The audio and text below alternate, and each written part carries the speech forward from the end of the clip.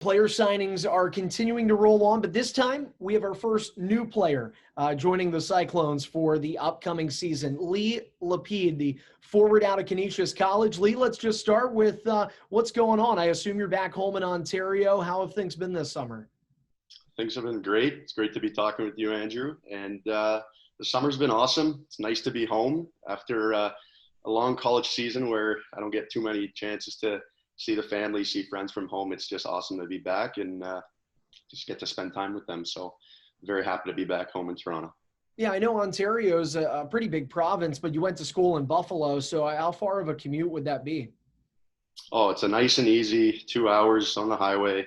Very easy for my family and friends to come watch if they wanted to. And I'm happy they did because it's not short or not a long ride at all. And it's always nice to see them when they come up to school. So that's got to be nice, obviously, being close. Now, I'm curious, have you already mapped out the Cincinnati route? I mean, how often are your folks going to be able to get out here? Oh, we've definitely mapped it out. Everyone's excited. I'm definitely excited. And it's a little bit longer than Buffalo, but I'm hoping we can make it work. Nice. Well, I know we've talked, obviously, before we hit record here, and you can feel free to obviously fill the fans in. I saw Canisius College, Lee Lapid. I thought, oh, he's got to know Macker. He's got to know Matt McLeod. You played with him your freshman year, his senior season, so it's been a while. But is McLeod the reason, or I guess the touch point for getting you to Cincinnati, or is there somebody else? Surprisingly, no. I had a blast playing with Macker, and I think everyone knows what a great guy he is on and off the ice. And man, I would love to have his skating ability. I'm sure everyone would love to. But I actually got the chance to play under Coach Payne in Toronto for the Patriots in the OJHL for a year, and got to know him a little bit, and basically moved my way up to college, and was lucky enough that he followed me throughout my college tenure, and now it all worked out. Got to play with Macker, and now I'm a Cyclone. So just an awesome to see how that progressed over the years. I think it's exciting for fans to hear you say it. You know, now I'm a Cyclone. But for the last 4 years, you were a Golden Griffin. You mentioned that being at Canisius. Let's kind of fill in the blanks because, again, to this fan base, you're brand new. People haven't seen you before. What did playing at Canisius and being in D1 for those 4 years do for your career and I guess your development as a player as you now get ready to step into the ECHL? It was huge. Not only as a player, I mean, I developed my game quite a bit, but as a person, mostly just being away at school, living on your own, you know, meeting new teammates, new coaches, just new people in the community. It was just a pleasure to get to know that area or get to know Buffalo and play at that level. And it really helped me in all aspects of my life. And I'm very grateful to have gone there. So we obviously talking about your playing career there. What are, I mean, you know, obviously you mentioned developing it beyond just being a player. And I do want to touch on that. The academic side is extremely impressive, but sticking to the on ice performance, I know you're coming off your senior season. I think you were, you finished in a tie for second on the team in points, over 20 points across 30 plus games. So how did your game progress from being a freshman who, you know, obviously everybody that's been in that situation knows you're not going to play in every game when you come on to school that year. How has your game progressed from being in and out of the lineup to being an everyday player who was one of the top contributors? For sure. I mean, you learn so much just coming in as a freshman until your senior season. You learn almost a pro lifestyle. It's a little bit different in college, but you learn how to handle yourself, and it's all about time management, right? You have studies going on, you have games, practices every day, and it's a busy schedule, but you learn how to handle everything. But just confidence as a player that really shot up over the years, and just you learn how to play that pro game. And I think it's been a huge development process for me and made a big difference in my game over the years. I'd be remiss if I guess I don't backpedal just a bit because you did make the comment about Matt McLeod's legs. He was in full display with the skates in an overtime game here. So you said, man, what I would do to have that speed. But I mean, just based on some of the video that I've seen, at least, your game is kind of a little bit of everything. So first off, you're a center. So that tells you that should tell everybody 200 foot is the kind of style that you can play, which you have to have speed if you're going to do that on both sides. but you're what, 6 foot, just about 200 pounds, maybe a couple short. So you've got kind of those tools that stick out as sort of an all-round player, a well-rounded player. Some guys will come in with an arsenal that is that of a sniper or of a bit more of a grinder kind of aspect to their game. Is it fair to say yours is more versatile and in that well-rounded area? Absolutely, you hit the nail on the head. I've been lucky. I played center, played wing, almost played defense actually in college, but thankfully they kept me up front and was able to help the team a little bit more in that situation. But yeah, as you were saying, very versatile, 200-foot game. I really pride myself on playing a complete game and can do it on both ends of the ice and in all situations. So I'm just prepared to contribute to the team, and wherever they need me, I'm ready for it. Complete game and complete student athlete at Canisius. So, I mean, looking at your resume, man, the points are impressive, but I mean, what do we have here? You were academic team all 4 years in your conference. I believe it was the AHA conference. And on top of that, a 3-time scholar, All-American scholar. You were student athlete of the year, I believe, your junior season. So obviously somebody, whether it's mom and dad or elsewhere, are imparting wisdom on you to, take school serious, which I think is kind of difficult to do when you, as you mentioned, you're living a pro lifestyle, you're, going all around, you're busy all school season, or all school year long, fall and spring semesters, playing hockey and obviously all the off-ice workouts that go into being ready for the on-ice competition.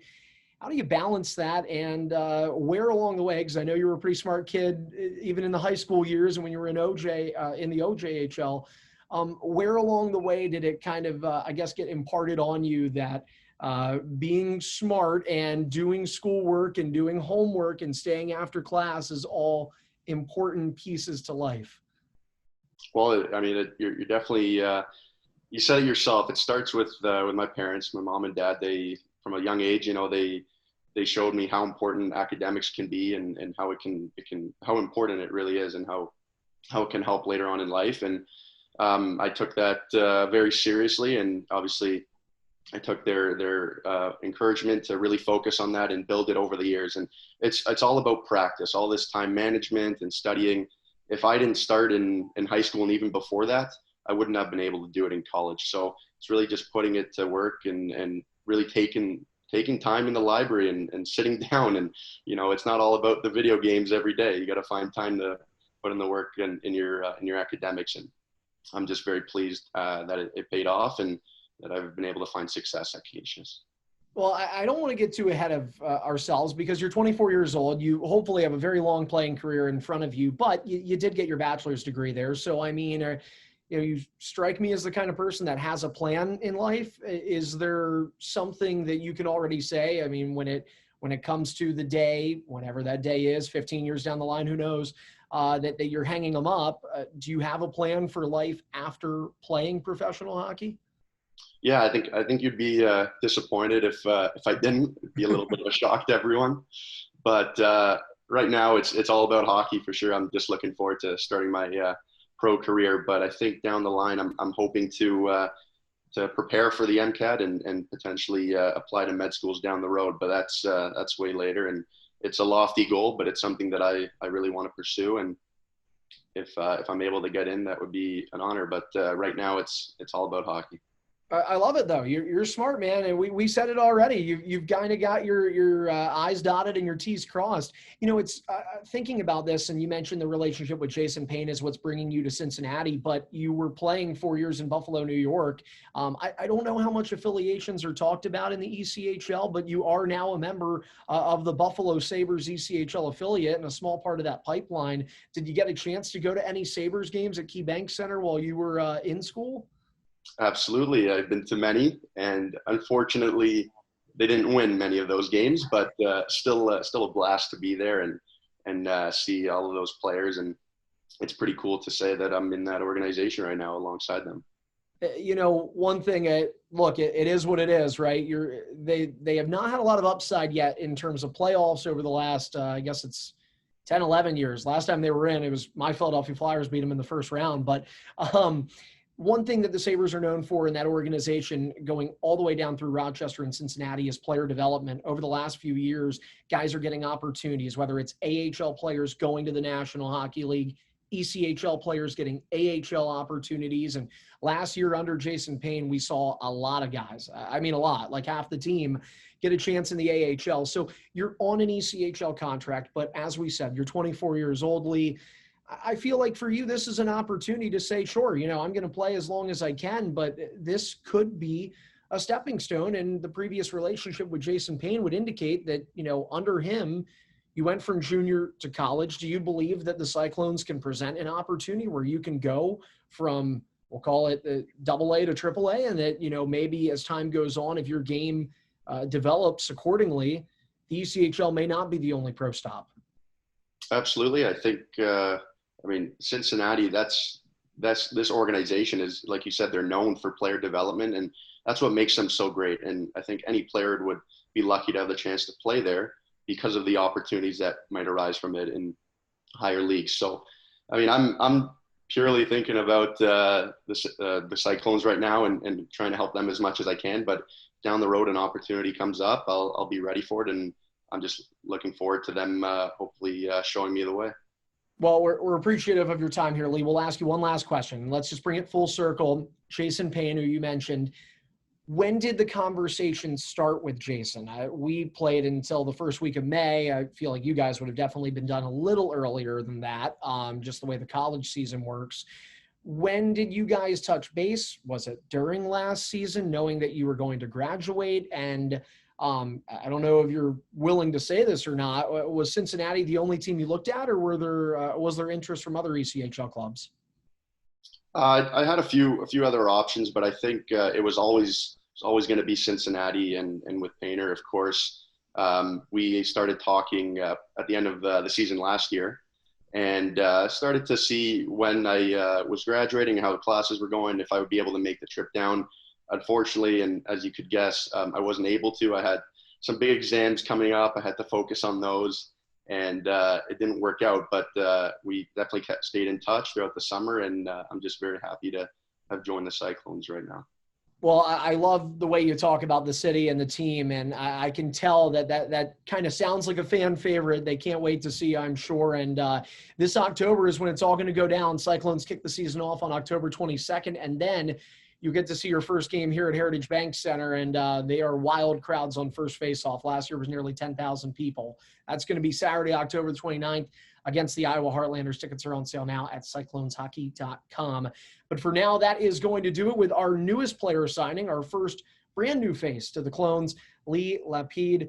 Lee, thanks so much for the time here, man. Enjoy the rest of your summer, and I can't wait to see you, as I'm sure the rest of the fans feel the same way here come October. Thank you very much, Andrew. Pleasure.